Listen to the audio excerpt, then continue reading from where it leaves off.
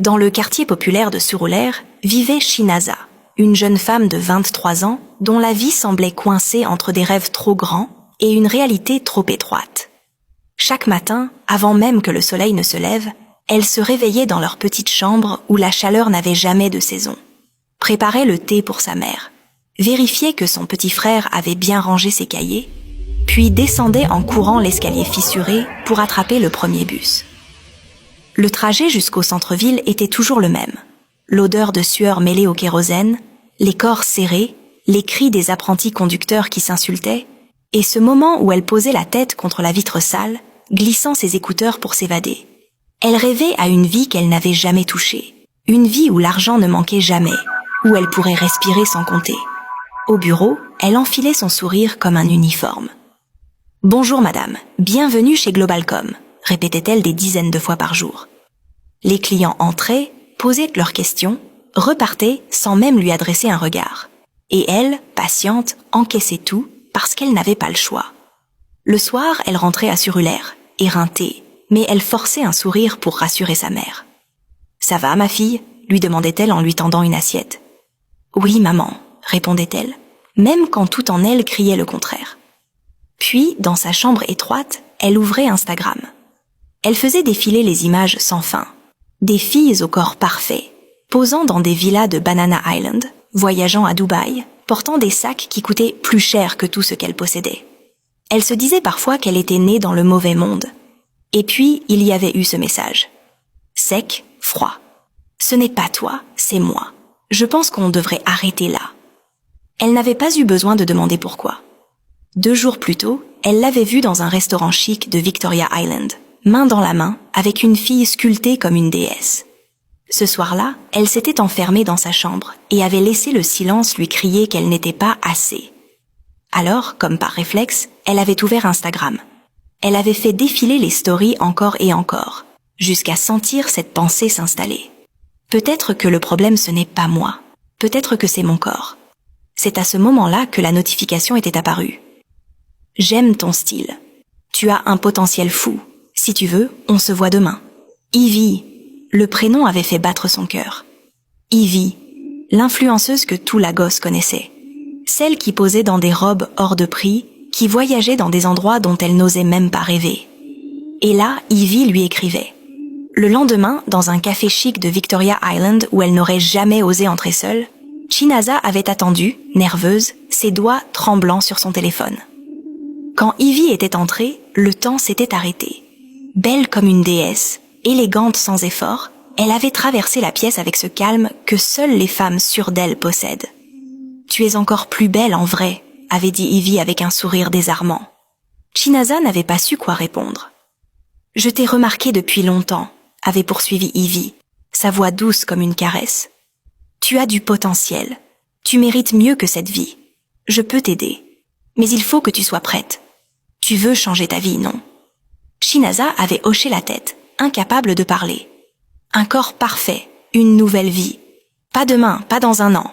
Maintenant. Et tout ça, gratuitement. Tu n'auras qu'à être loyale. C'est tout. Le mot « tout » avait semblé si léger qu'elle avait dit oui sans réfléchir. La clinique d'Ikoyi n'avait pas de nom. Des couloirs trop propres, des visages neutres et une odeur de lavande qui n'arrivait pas à masquer le désinfectant. On lui avait fait signer des papiers qu'elle n'avait même pas lus. Puis le sommeil de l'anesthésie l'avait emportée. Quand elle s'était réveillée, son corps était différent. Sculpté.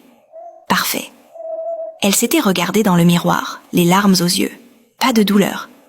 Juste ce vertige. C'est moi. Enfin.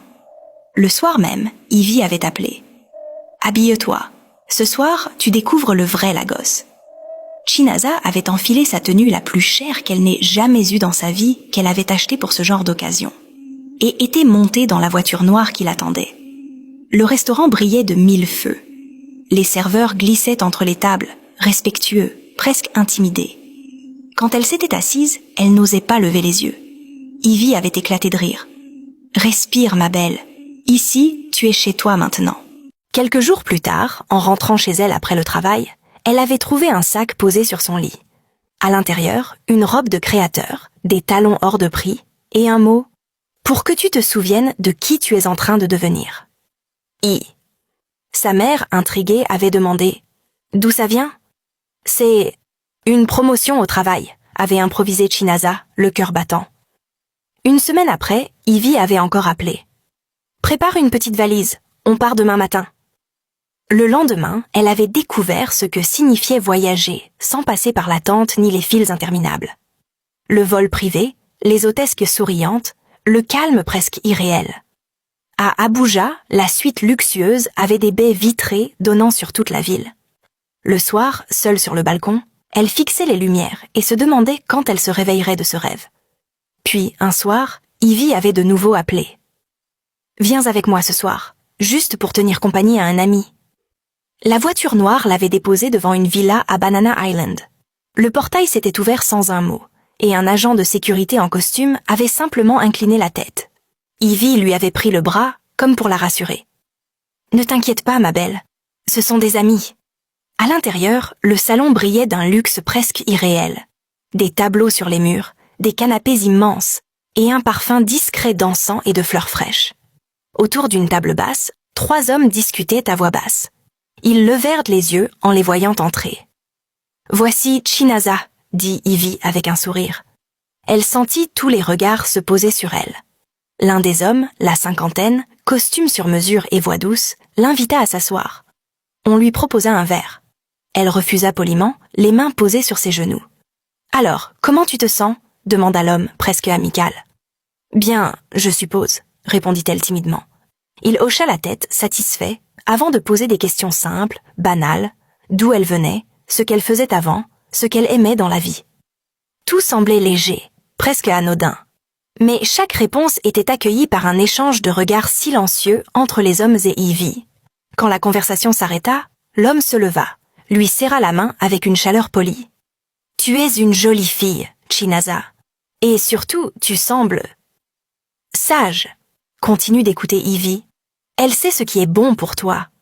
Sur le chemin du retour, la voiture filant dans la nuit, Chinaza osa demander « C'était quoi ça ?» Ivy sourit sans la regarder. « Rien d'important.